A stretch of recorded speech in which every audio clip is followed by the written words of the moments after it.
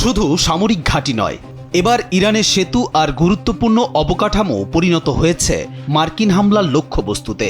Hormuz প্রণালীকে ঘিরে শুরু হওয়া এই সংঘাত এখন ছড়িয়ে পড়েছে গোটা মধ্যপ্রাচ্যে।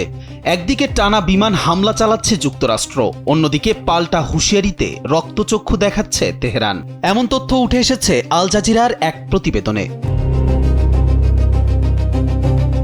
মধ্যপ্রাচ্যের এই যুদ্ধ এখন আর শুধু ক্ষেপণাস্ত্র আর ড্রোনের লড়াইয়ে সীমাবদ্ধ নেই, ধাপে ধাপে বদলে যাচ্ছে হামলার ধরন।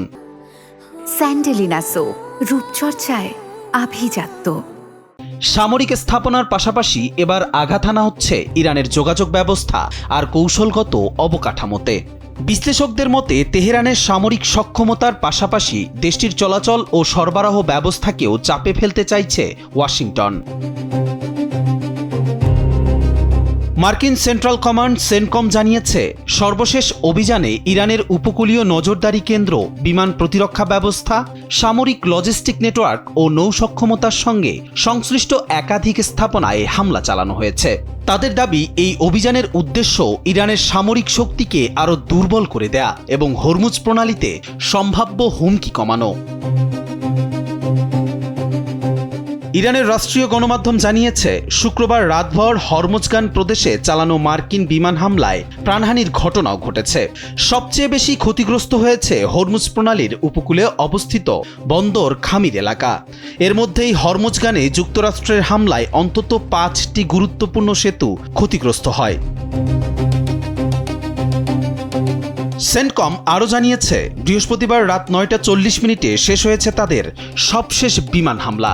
টানা 6 রাত ধরে চলা এই অভিযানে শুরুতে দক্ষিণাঞ্চলকে লক্ষ্য করা হলেও এখন হামলার পরিধি পৌঁছে যাচ্ছে ইরানের আরও গভীরে, যা নতুন করে উদ্বেগ বাড়িয়েছে পুরো অঞ্চলে। শুধু ইরানেই নয়, যুদ্ধের উত্তাপ ছড়িয়ে পড়েছে উপসাগরীয় দেশগুলোতেও।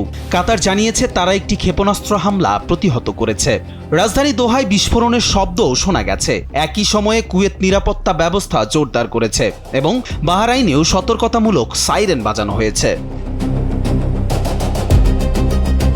এর মধ্যেই আরও কঠোর অবস্থান নিয়েছে তেহরান। ইরান বলছে, যুক্তরাষ্ট্র যদি তাদের সেতু, বিদ্যুৎ কেন্দ্র কিংবা গুরুত্বপূর্ণ অবকাঠামোয় হামলা চালাতে থাকে, তাহলে উপসাগরীয় অঞ্চলে থাকা মার্কিন স্বার্থ ও তাদের মিত্রদের গুরুত্বপূর্ণ স্থাপনাও পাল্টা হামলার ঝুঁকিতে পড়বে।